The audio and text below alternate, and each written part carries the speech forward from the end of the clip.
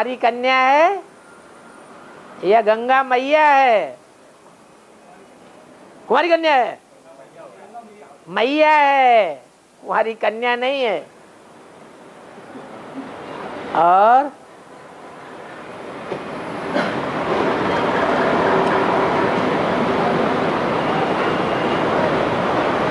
शास्त्रों में भीष्म पिता के बाप का नाम नहीं आया है, हैं? शांतनु तो क्यों कह दिया? क्यों कुंवारी कन्या से भीष्म पितामह हुए हैं? शांतनु का अर्थ क्या हुआ?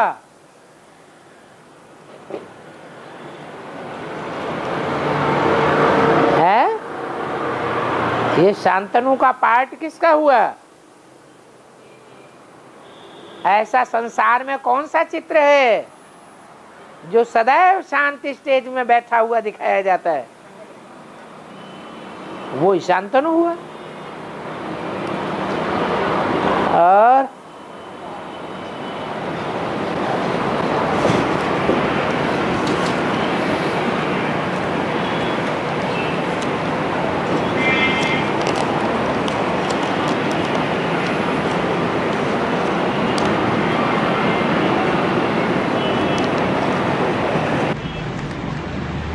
बोलो देवी की सवारी है उसे शेर दिखाया है। आप थोड़ा देर से बोलता। जो देवी की सवारी है वो शेर दिखाया है। काय की सवारी? हाँ, काय पे दिखाई जाती है? देवी की सवारी हाँ हाँ शेर पर भी दिखाई जाती है, गधे पर भी दिखाई जाती है, मयूर पर भी सिखाई जाती है। देवी की सवारियां तो घड़ियाल पर भी दिखाई जाती है। पता नहीं कौन सी देवी की बात कर रहे हैं। हाँ चलो मान लो, हाँ मान लिया। सिर्फ देवी की सवारी सिर्फ शेर पर दिखाई जाती, ये रंग है। देवियां अनेक प्रकार की हैं, उनमें एक देवी है जिसे सिंह वाहिनी दिखाते हैं। बाघंबरी अलग है। और अपने भारतवर्ष में बाघ की मान्यता ज्यादा है या सिंह की मान्यता ज्यादा है? बाघ माने टाइगर है, बाघ की मान्यता ज्यादा है। वो ज्यादा पावरफुल और होशियार होता है। सिंह सीधा साधा होता है, भोला भाला है, और बाघ चांड़ा है। बाघ के आक्रमण से बचना मुश्किल होता है। हाँ तो पूछ क्या रहे थे? हैं? देवों के देव बैल दिखाइए। हाँ हाँ तो कारण बताओ। कारण ये है कि बैल प्रजा उत्पत्ति करता है। एक बैल होता है और सैकड़ों हजारों गौएं होती हैं। जैसे कृष्ण के साथ कितनी गौएं दिखाई गई है? 16,000 गौएं दिखाई गई और एक बैल दिखाया गया। किसको? वो गौएं ह्यूमन गौएं थी या जानवर गौएं थी? तो जो बैल भी था वो ह्यूमन था या जानवर था? है? ह्यूमन था। अब वो बाबा ने सत्य बात बता दी कि न वो कृष्ण है और न वो बैल है। वास्तव में कृष्ण की बात नहीं है, दादा लेखराज ब्रह्मा की बात है। वही बैल का प्रतीक है। वो बैल वाली आत्मा अभी सूक्ष्म शरीर धारण करके ज्यादा पावरफुल बन चुकी है। इसलिए बैल पर सवारी अभी शंकर की नहीं है। जब शंकर तपस्या करते करते ज्यादा पावरफुल हो जाएगा तो हाई जंप लगाएगा और ब्रह्मा बैल के ऊपर सवारी साबित हो जाएगी। इसलिए ब्रह्मा रूपी बैल उनकी सवारी दिखाई गई है। संपूर्ण स्टेज का गायन है, अभी की अधूरी पुरुषार्थी स्टेज का गायन नहीं है। और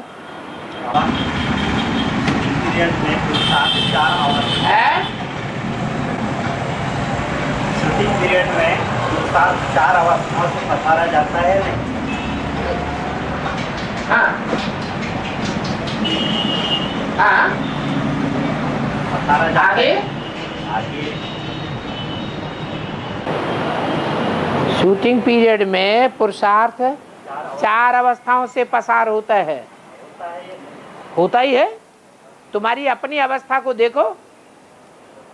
बेसिक में आने के बाद अवस्था 4 अवस्थाओं से गुजरती हुई अनुभव में आई या नहीं आई। ऐसे ही जब एडवांस में आ गए तो अवस्था 4 अवस्थाओं से गुजरती हुई नजर आई या नहीं आई। चढ़ती कला हो जाएगी ना बाबा। बाबा बोल रहे हैं कि तुम्हारी ये चढ़ती कला है। चढ़ती कला याद की है, याद की प्रैक्टिस बढ़ रही है, लेकिन याद का रिजल्ट तब निकलेगा जैसे पूड़ी को घी में डाला जाता है तो वो नीचे ही पड़ी रहती है, ऊपर नहीं आ जाती। तुरंत चढ़ती कला नहीं हो जाती। कब होती है? जब याद की स्टेज परिपक्व बन जाएगी तब पूरी ऊपर आवेगी। वो याद की सिद्धि अभी नहीं है। जब याद की सिद्धि हो जाएगी तो चढ़ती कला हो जाएगी। और चार एक अकेला महसूस करता है, अपन को उसकी पत्नी क्यों नहीं दिखाई गई? चारी की पत्नी को सन्यासी क्यों दिखाया गया? चाणक्य को क्या सन्यासी को दिखाया, अकेला क्यों दिखाया उसको? उसकी पत्नी क्यों नहीं दिखाई गई? ऐसा है, भारतीय परंपरा में 45 साल तक नैष्टिक ब्रह्मचर्य पालन करते थे। 45 साल के बाद फिर शादी करते थे, क्योंकि जो पढ़ाई पढ़ने का कार्य है वो पढ़ाई ब्रह्मचर्य स्टेज में बहुत अच्छी पढ़ी जाती है। अगर कोई कार्य की सिद्धि पानी है तो ब्रह्मचर्य को पालन करना बहुत जरूरी है। तो उन्होंने तो अपने जीवन में एक लक्ष्य लिया था। क्या लक्ष्य लिया था? लक्ष्य लिया था कि सारे भारत को एक सूत्र में बांधना है। वो लक्ष्य सिद्धि तभी हो सकती है जबकि सारी शक्ति एकाग्र होकर के एक कार्य में लग जाए। और हाँ जी, और बोलो बोलो बोलो।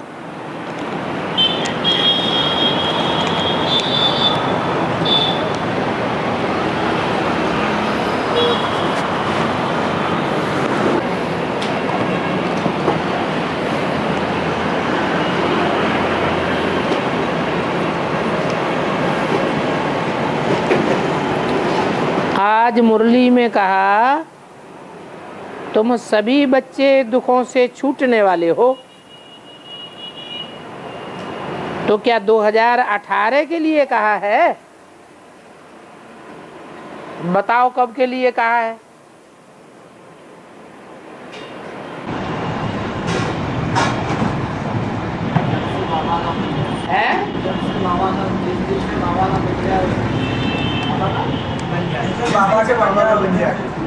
जब से बाबा का बन जाए। कब से बन जाएंगे? वो ही तो पूछ रहे। अपनी स्टेज को परिपक्व बनाने की कोशिश है।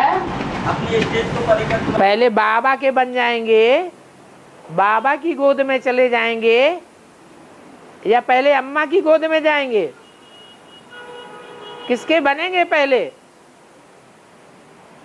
पहले सरेंडर बाबा को होंगे या पहले अम्मा को सरेंडर होंगे? अरे बच्चा पैदा होता है, बाप का बच्चा बनता है, तो पहले किसकी गोद में जाता है? तो बाप को पहले सरेंडर हो जाएंगे।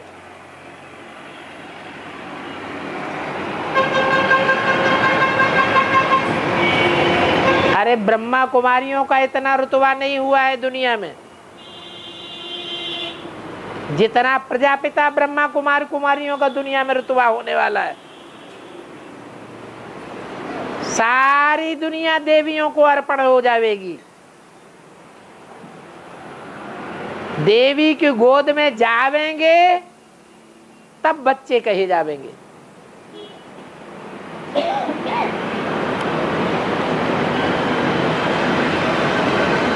गोद पहले माँ की मिलती है कि बाप की मिलती है? माँ की मिलती है। तो मुरली में कहा है तुम सभी दुखों से छूटने वाले हो।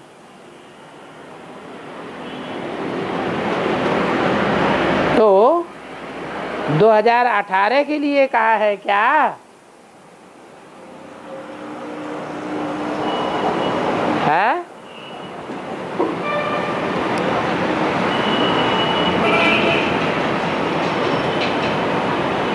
अरे दुखों का आती होगी पहले कि पहले ही अंत हो जाएगा? अति होगी। और अति कहाँ होगी? इस दुनिया में भी दुखों की अति कहाँ महसूस करते हैं? अरे 21 जन्म की तो बात छोड़ दो, 63 जन्म दुखों की दुनिया है। तो 63 जन्मों में अति का दुख कहाँ अनुभव करते हैं? है? संगम युग में। माने संगम युग में सभी आत्माएं अति दुखों का अनुभव करती हैं।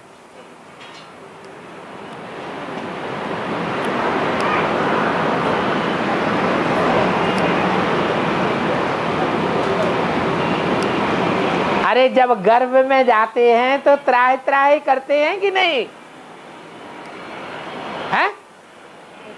नहीं करते? करते हैं।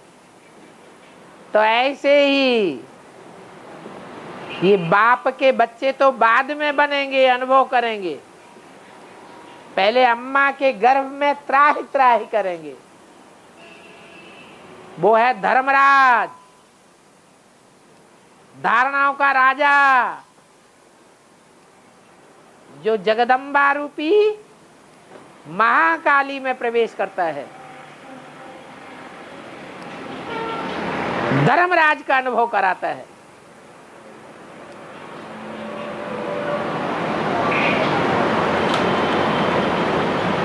बलि चढ़ते हैं।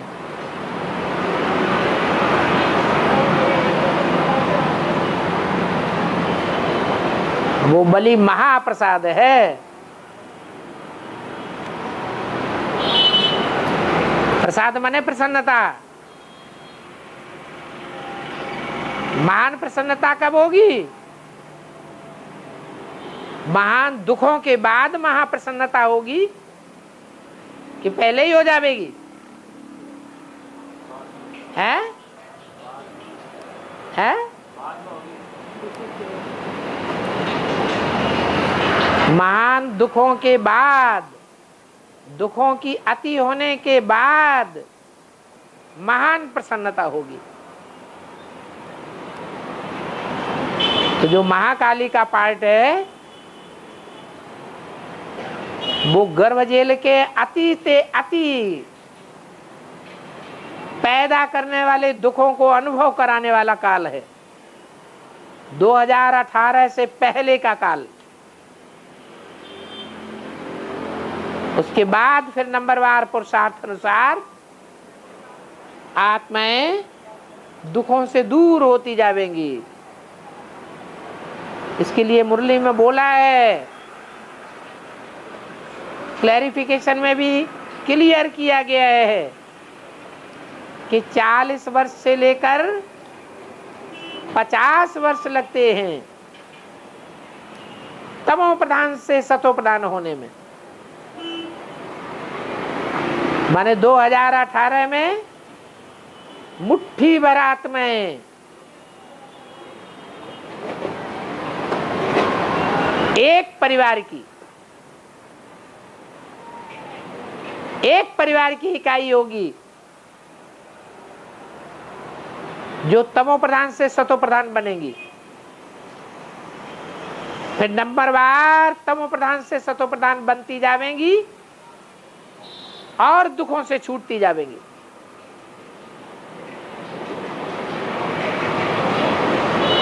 मिरुआ मौत और मलू का शिकार इस स्टेज को प्राप्त करती जाएंगी। कब तक? 2018 से लेकर 2028 तक।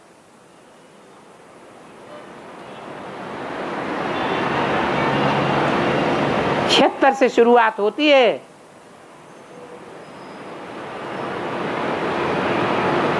छिहत्तर में सारी दुनिया आती तमो प्रधान।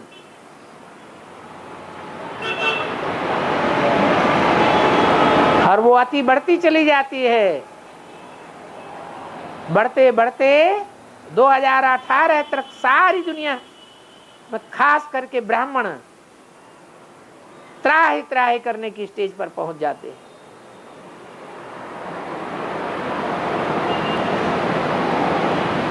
कलकत्ते में माँ माँ माँ की रट्टा लगाते हैं।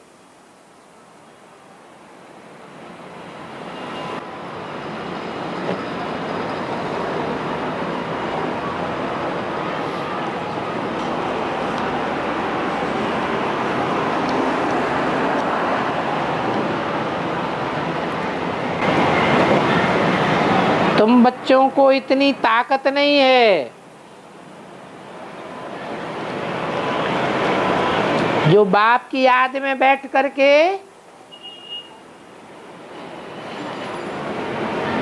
अपनी आत्मिक शक्ति के आधार पर परम धाम वासी हो जाओ।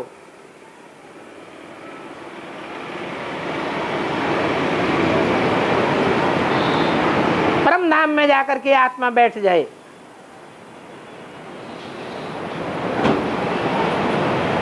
इसलिए बोला है बाप बैठ ऐसी तीखी दृष्टि देंगे कि तुम इस दुनिया में ठहर नहीं सकेंगे।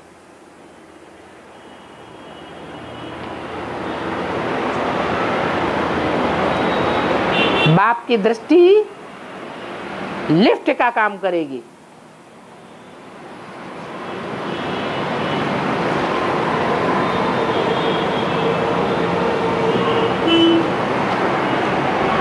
नजर से निहाल कहते हैं सिख लोग।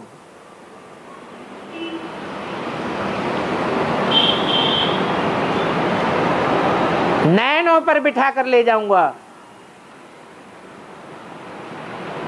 ये कोई स्थूल चीज नहीं है जो नैनों पर बैठ जाएगी। ये आत्मा की सूक्ष्म अति सूक्ष्म इंद्रियां हैं जिन्हें दृष्टि कहा जाता है। वो बाप की याद में ऐसी बंधायमान हो जाएगी कि बिना प्रयास के ही सहज सहज आत्मा ऊपर उड़ जाएगी।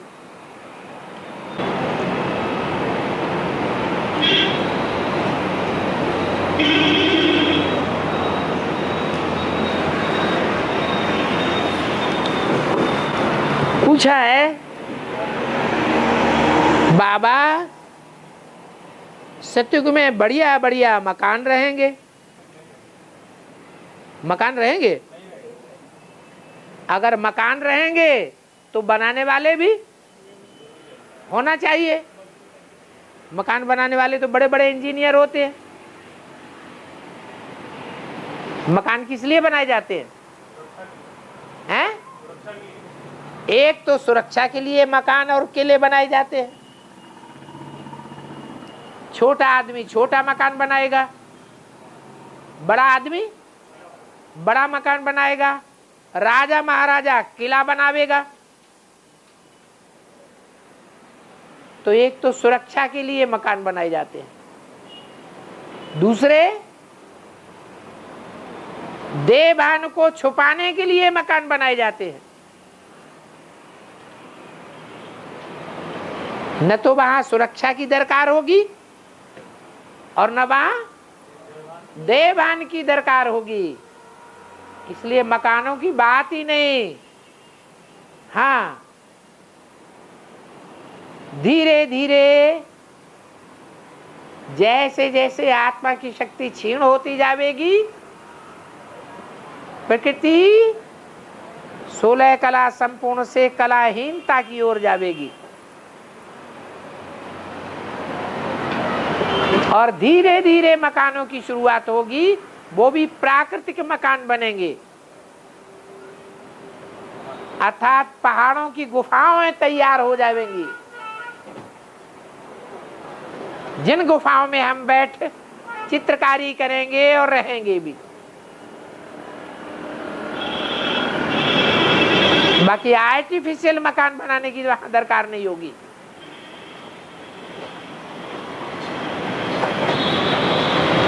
हमारा शरीर ही आत्मा का मकान है, हमारा शरीर ही आत्मा का कपड़ा है।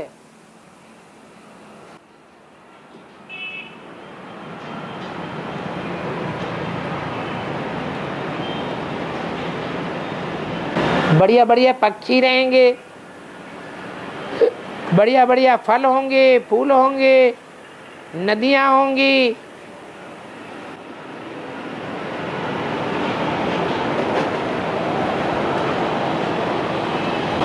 फिर वहां नंगे क्यों रहेंगे?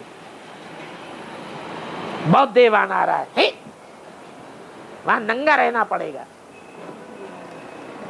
अरे ये देवान कब तक है? देवान ज्यादा किसको आता है? आज दुनिया में सन्यासी लोग नंगे रहते हैं ना, नागा लोग नंगे रहते हैं, जैन मुनि नंगे रहते हैं। ये पुरुष वर्ग में ज्यादा रहते हैं या स्त्रियों में रहते हैं? हैं? पुरुष वर्ग में। क्यों? पुरुष वर्ग उनको कपड़ों की दरकार क्यों नहीं होती? वो नंगे रह लेते हैं, स्त्रियां क्यों नहीं रहती? कारण बताओ। देवान ज्यादा होता है स्त्रियों में। ऐसे ही नई सत्य की दुनिया में देवान का नाम निशान नहीं होगा, इसलिए वहां कपड़ों की दरकार ही नहीं होगी। देवभान पैदा करने वाले अंग ही देखने में नहीं आवेंगे, उन अंगों की ओर किसी की बुद्धि भी नहीं जावेगी।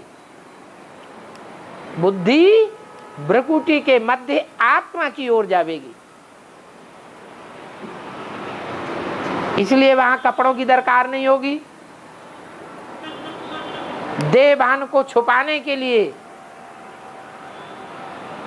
कपड़ों की दरकार पड़ी।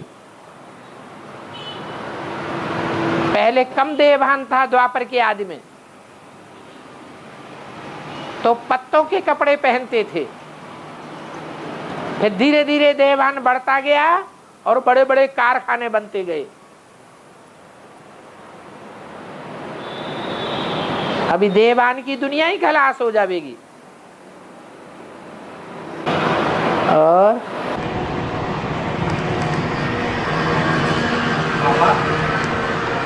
2018 में कृष्ण बच्चे की पढ़ाई कंप्लीट हो जाएगी। हाँ, वार्तालाप में आया है कि 2036 तक पढ़ाई चलती रहेगी। है 2030 पढ़ाई चलती रहेगी। किन की? अरे प्रजा वर्ग वाली आत्माएं पढ़ाई पढ़ेंगी कि नहीं पढ़ेंगी? है तो प्रजा वर्ग वाली आत्माओं की पढ़ाई अंत तक चलेगी, या जो राजा वर्ग वाली आत्माएं वो ज्यादा समझदार हैं, वो पहले पढ़ाई पढ़ लेंगी? हैं? हाँ, तो 2028 तक जो राजा वर्ग वाली आत्माएं हैं उनकी पढ़ाई पूरी हो जाएगी। जो प्रजा वर्ग वाली आत्माएं हैं वो कम समझदार होती है, इसलिए उनकी पढ़ाई चालू रहेगी। जिनके लिए बोला तुम बच्चे, तुमको तमो प्रधान से सतो प्रधान बनने में कितना टाइम लगता है? 50 वर्ष, 40 से 50। तो तुम बच्चों की लिस्ट में कितनी आत्माएं आती हैं? बाबा जिन बच्चों को तुम बच्चे कहते हैं, तो बाबा की नजर के सामने कितने बच्चे होते हैं? हैं? 4.5 लाख बच्चे हैं। ये 4.5 लाख बच्चे ये पहले जन्म की वो प्रजा है जो यथा राजा तथा प्रजा की लिस्ट वाली होती है। वो वास्तव में प्रजा वर्ग की है भी नहीं, वो तो जन्म जन्मांतर सारी सृष्टि के ऊपर कंट्रोल करने वाली है। ज्ञानी तू आत्माएं हैं, वो किसी से दब करके रहने वाली आत्माएं नहीं है। पहले जन्म की प्रजा की भी कोई खसूसियत होती है, स्पेशलिटी होती है, जो और जन्म की प्रजा में वो स्पेशलिटी खसूसियत नहीं होती है। ये डायरेक्ट बाप के बच्चे हैं, डायरेक्ट बाप से संदेश लेने वाले बच्चे हैं। बाप की प्रजा है, बाप ने उनको अपना बनाया है। बड़ा राजा होगा तो प्रजा भी कैसी होगी? बड़े होगी। छोटा राजा होगा तो थोड़ी प्रजा होगी। थोड़ी प्रजा बनाने वालों को थोड़ों को संदेश देना पड़ेगा, और बड़ा सम्राट होगा तो उसको ज्यादा लोगों को संदेश देना पड़ेगा। इसलिए मुरली में बोला है बाप की प्रजा भी है, बाप के वारसदार बच्चे भी हैं, बाप के भक्त बच्चे भी हैं।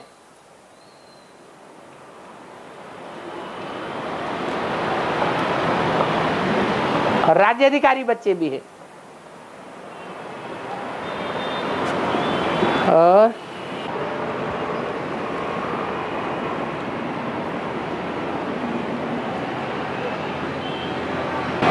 बाबा मैं आत्मा ज्योति बिंदु पवित्र आत्मा हूँ,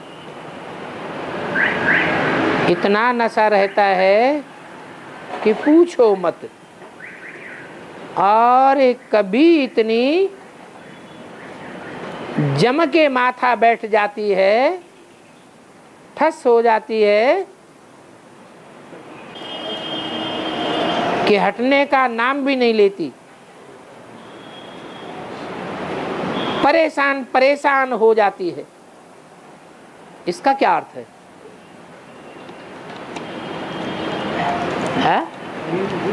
माना पूछने वाला पूछ रहा है कि कभी अवस्था बहुत अच्छी जम जाती है तो आत्मा की स्थिति पक्की हो जाती है, और कभी कभी आत्मा एकदम ठस हो जाती है। कितना भी प्रयास करो ज्योति बिंदु याद ही नहीं आता। आत्मा प्रकृति के मध्य में टिकती ही नहीं, इधर उधर भाग खड़ी होती। इसका कारण क्या है? अरे कई बार बताया हुआ है,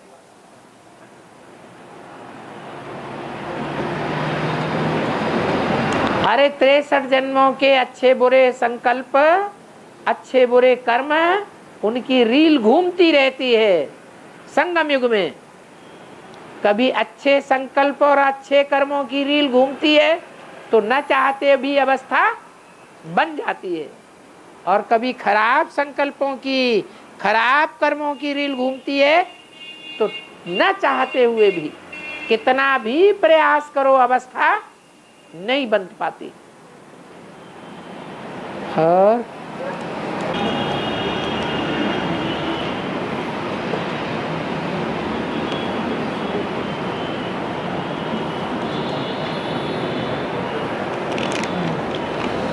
हाँ,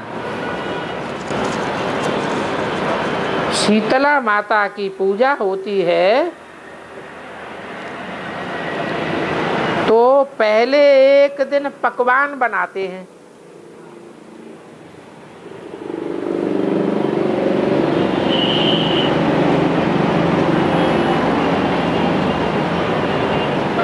फिर 7वें दिन बासी खाने की पूजा करते हैं। ऐसे होता है। 9 देवियों में सप्तमी के दिन शीतला की पूजा होती है और उस दिन बासी खाने का भोजन लगता है, भोग। अरे बताओ भाई, है लगता है। बासी खाने से पूजा क्यों होती है? सब देवी देवता ताजा खाना खाते हैं और शीतला देवी को बासी भोजन का भोग क्यों लगाया जाता है? हैं? बोलो, बताओ भाई, कोई की बुद्धि में आता हो तो बताओ। हैं? कोई की बुद्धि में नहीं आता है?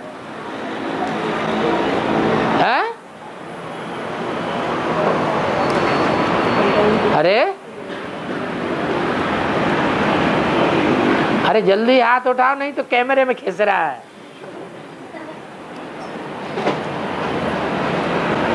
इसका मतलब ये है कि कोई ने विचार नहीं किया है कि शीतला देवी का पार्ट किसका है।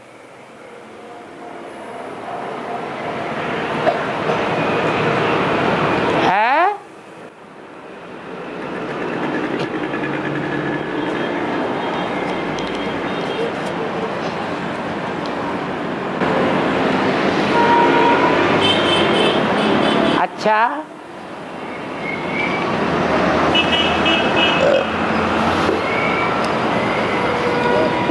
सबसे ज्यादा शीतल होकर कौन रहती है? शीतल दिमाग वाली। गर्मी आती ही नहीं।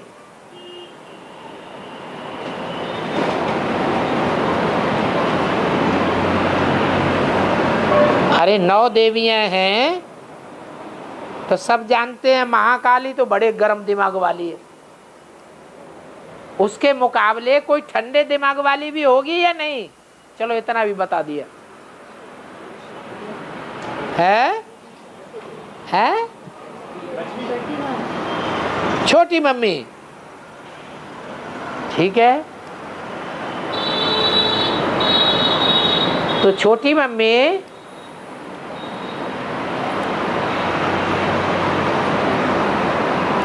सबसे बढ़िया में बढ़िया भोजन, बढ़िया से बढ़िया माल मसाला, कौन सी चीज को समझती है?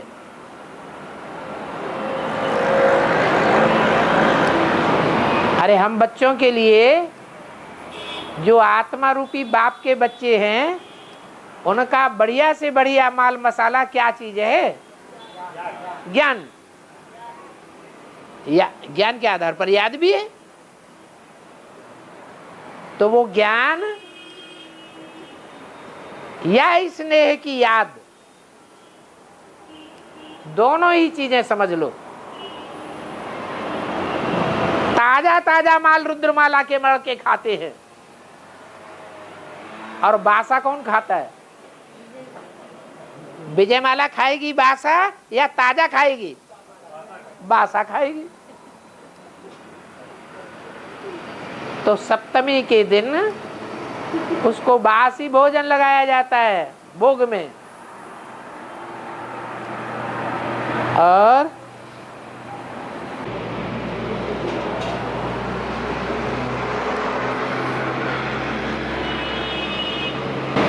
ये कोई बात नहीं होती है। बेसिक स्कूल में जाते हैं तो साफ कपड़े और पॉलिश किए हुए जूते पहनकर जाना अनिवार्य है। इसकी शूटिंग कैसे होती है? वाह भाई,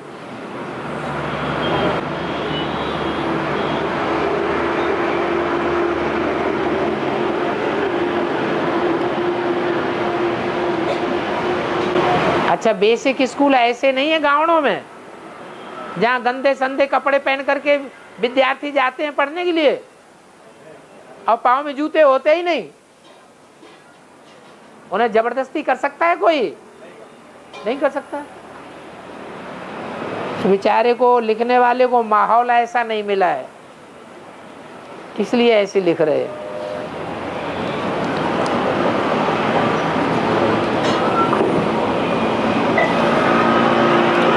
अरे कुछ बड़ा बड़ा लिखा करो।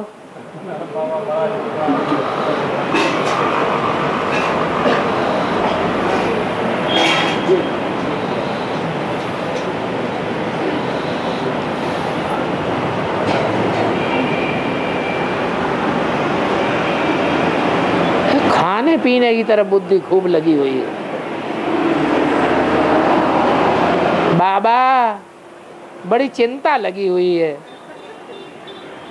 अंत में बाबा ने बताया 2 रोटी और नमक जरूर मिलेगा बाबा के बच्चों को।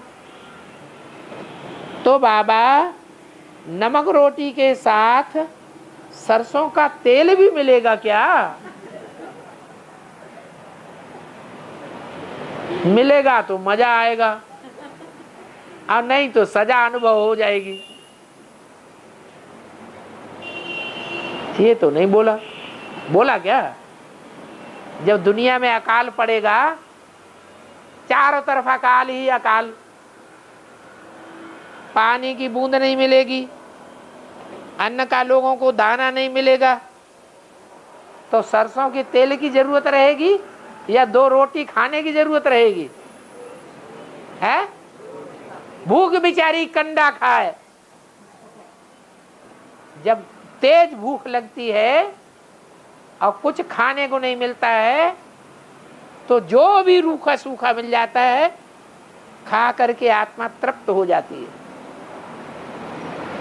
तो वो टाइम ही ऐसा होगा भगद्दड़ का कि जो मिल जाएगा उसमें ही खुश हो जाएंगे।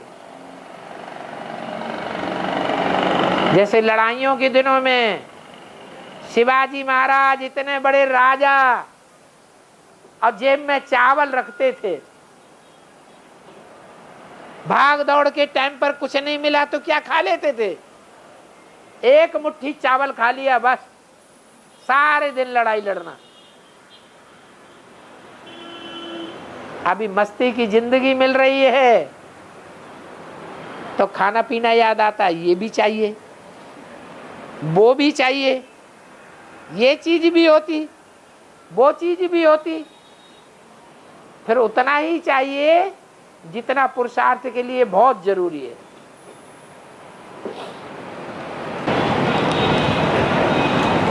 बाबा गीता पाठशाला में जब जाते हैं तो क्लास करने के समय गीता पाठशाला की टीचर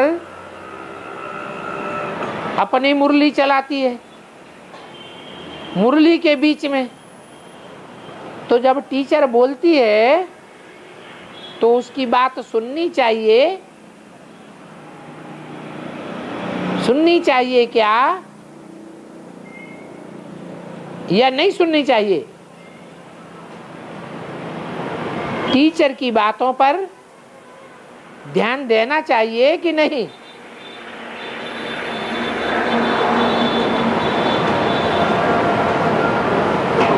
हमारा टीचर कौन है? शिव बाबा। शिव बाबा की मुरली चल रही है, शिव बाबा से हम सुन रहे हैं। गीता पाठशाला की निमित्त टीचर बीच में कुछ सुनाई देती है तो सुनाने वाले से घृणा करनी चाहिए, या आत्मा आत्मा भाई भाई समझ के अगर कोई अच्छी बात सुनाती है तो ग्रहण कर लेनी चाहिए? है? अच्छी बात सुनाती है तो ग्रहण कर लेनी चाहिए, और कोई श्रीमत के बरखिलाफ बातें मिक्स करके सुनाती है तो एक कान से सुनकर दूसरे कान से निकाल देनी चाहिए। दुनिया में पता नहीं कितने कितने लोग हमको क्या क्या सुनाते रहते, तो क्या हम सबकी बातें सुनते हैं? हैं? नहीं। हाँ, जिनसे प्यार हो जाता है उनकी बातें बड़े रज रज के सुन लेते हैं, जिनसे लगाव नहीं लगता है उनकी बातों पर हम घृणा करते हैं। ऐसे नहीं होना चाहिए। एक एक बात को मुरली से तौलना है। श्रीमत के अनुकूल है या श्रीमत के विपरीत है? श्रीमत के अनुकूल है तो ग्रहण करना है।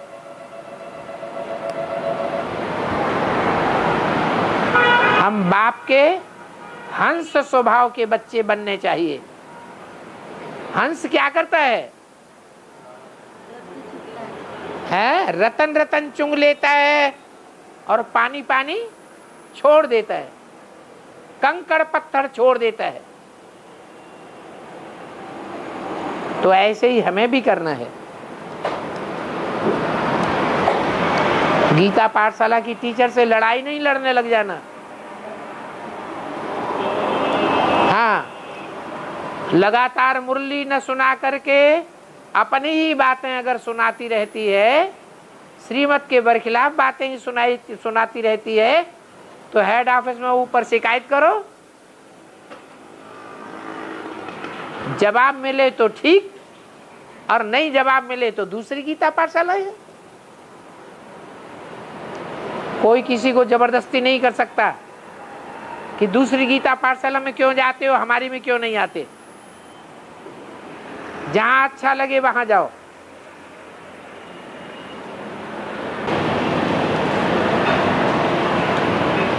बाबा, जब राम ही रावण बनता है तो किसकी सीता को चुराता है?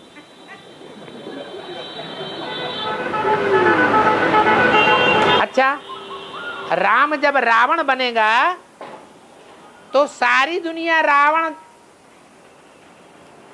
जैसी बन जावेगी तब रावण बनेगा, या पहले ही रावण बनेगा? सारी दुनिया रावण मेघनाथ कुंभकर्ण जैसी बन जावेगी, असुर बन जावेगी, तब राम वाली आत्मा रावण बनेगी, या उससे पहले ही बनेगी? बोलो। है?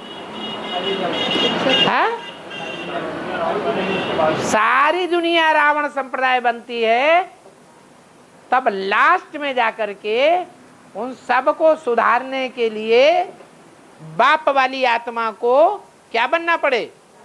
रावण बनना पड़े। तो जब सारी दुनिया रावण बन गई और राम वाली आत्मा रावणों का भी क्या बन गई? रावण बन गई।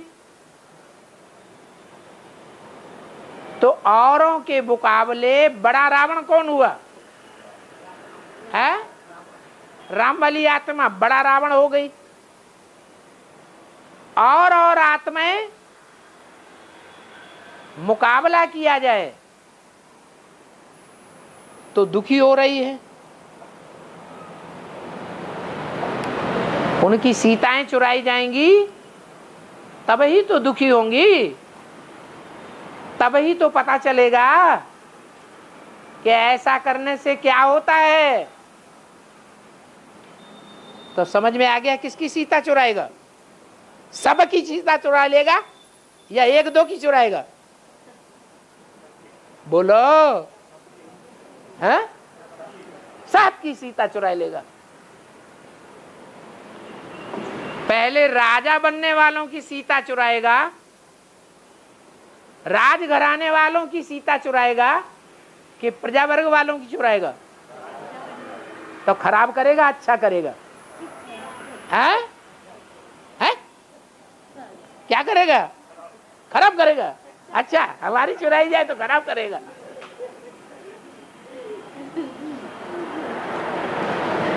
और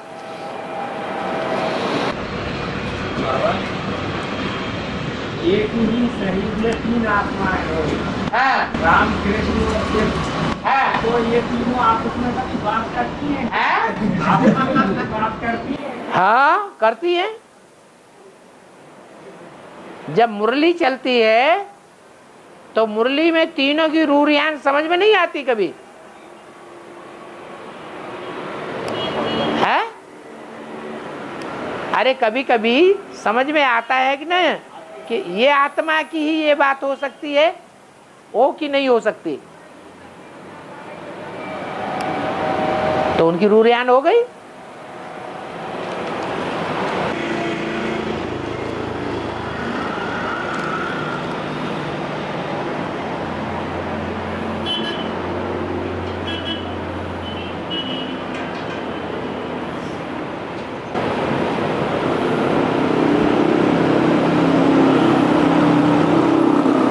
बाबा इच्छाधारी नाग नागिन होते हैं क्या? उनके पास मणि होती है क्या? मणि क्या चीज होती है? इच्छाधारी नाग को मार देते हैं तो नागिन की आंखों में मारने वाले की तस्वीर आ जाती है, तो वो उनको मार देती है। ऐसे बाहर की दुनिया में कहते हैं, ये हकीकत है क्या?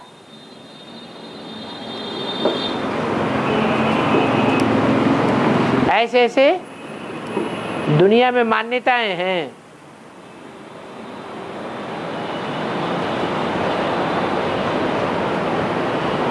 तो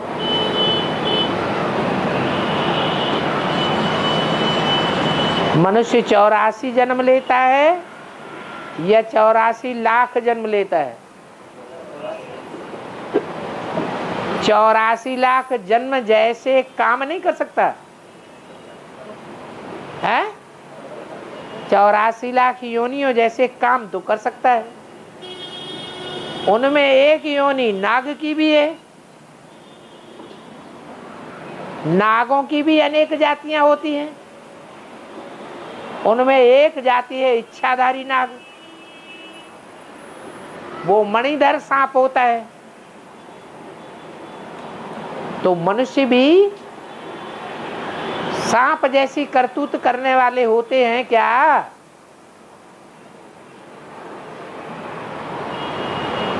ह्यूमन सर्प होते हैं या नहीं होते हैं? होते हैं। तो इच्छाधारी सर्प भी होते हैं। इच्छा माने संकल्प, जो संकल्प की सिद्धि कर लेते हैं ऐसे मणिधर कहे जाते हैं। ये आत्मा रूपी मणि है। आत्मा रूपी मणि को सिद्ध कर लेते हैं। उनके मस्तक में सदैव मणि चमकती रहती है। वो बदला लेने में बहुत एक्सपर्ट होते हैं।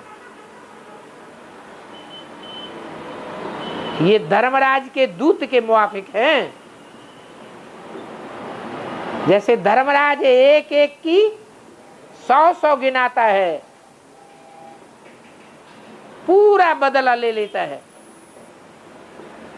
ऐसे ही ये इच्छाधारी नाग हैं।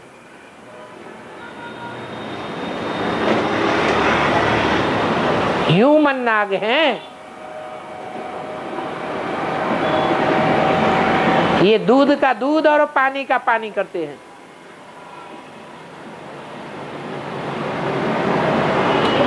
इसलिए बाबा भी कहते हैं एक एक का प्रूफ दे करके सजा दूंगा, बिना प्रूफ के कोई को सजा नहीं मिलेगी। पूरा चित्र दिखाता जाऊंगा, जैसे स्क्रीन में चित्र दिखाए जाते हैं कि ये तुमने पाप किए हैं।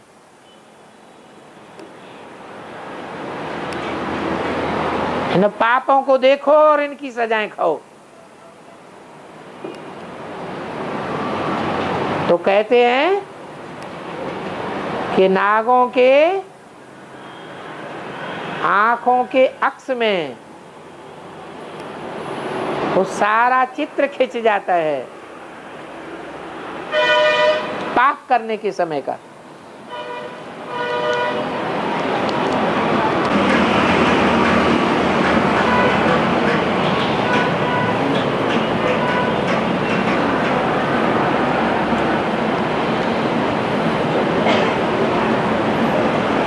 प्रश्न आया है, कलयुग में आत्मा की शक्ति उतनी ही काम करती है जितनी संगठन की शक्ति काम करती है। ये कोई बात नहीं है। ये कोई मुरली में कहा है क्या है कि आत्मा की शक्ति उतनी ही काम करती है जितनी संगठन की शक्ति काम करती है? माने संगठन के आधार पर आत्मा शक्तिशाली बनती है। शिव बाबा की याद का कोई मतलब ही नहीं।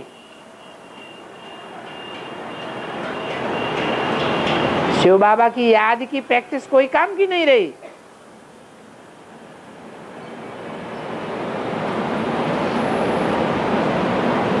इस दुनिया से वैराग कोई काम का नहीं रहा, क्योंकि जितना इस दुनिया से वैराग आता है उतना आत्मिक स्थिति बनती जाती है, बाप से प्यार बढ़ता जाता है। तो बाप का प्यार ज्यादा पावरफुल या संगठन ज्यादा पावरफुल?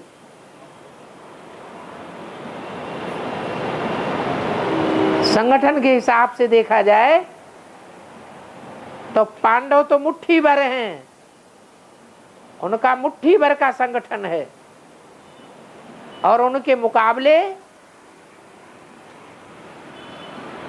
जो दुनिया है, जो आत्म की स्थिति में टिकी हुई नहीं होती है, उनका तो बड़ा हुजूम है। फिर तो संगठन मुसलमानों का ज्यादा दुनिया में देखने में आता है या पांडवों को ज्यादा देखने में आता है?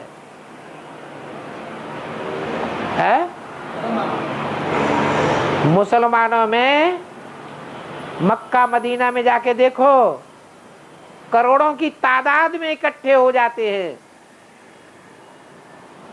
और कोई दुनिया की कौम ऐसी नहीं है जो इतनी तादाद में इकट्ठे हो पाते हो।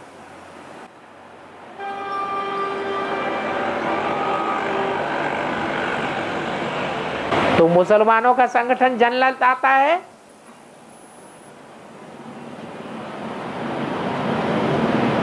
या बाप के बच्चों का संगठन जन्नत लाता है?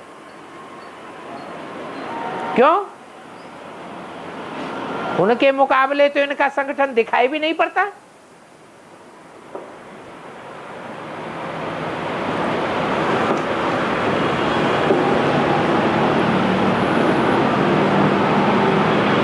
तो प्रश्न है, कलयुग में आत्मा की शक्ति उतनी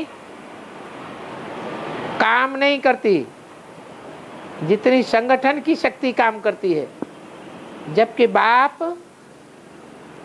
आत्मा की शक्ति बढ़ाने का पुरुषार्थ कराते हैं। असलियत ये है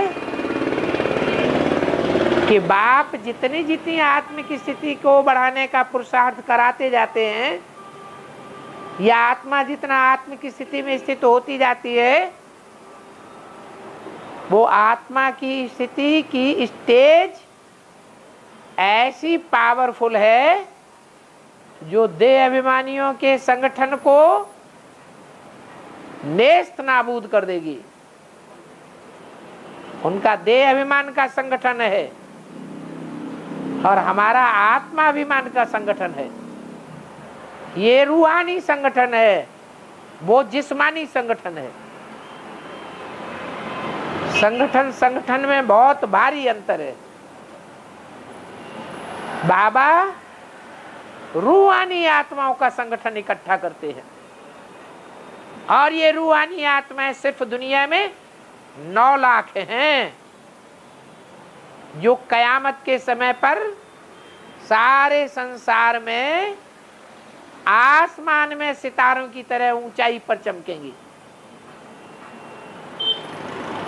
जो जिस्मानी संगठन वाले हैं वो उन ऊंचाई वाली आत्माओं को ही देखते रहेंगे, अपने संगठन की ताकत को ही भूल जाएंगे।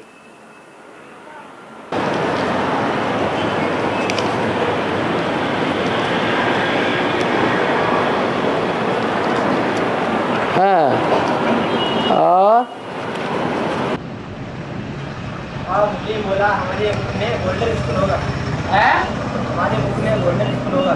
हाँ जी, हाँ, गोल्डन स्पून इन माउथ का मतलब है कि हमारे मुख में सच्चाई रखी हुई होगी।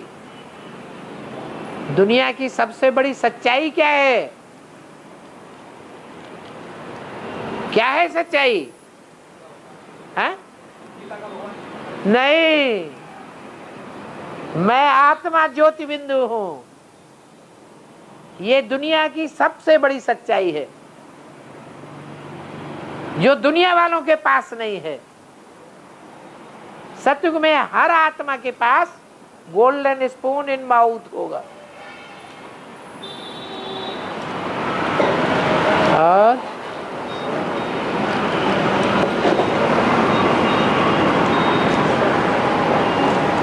चल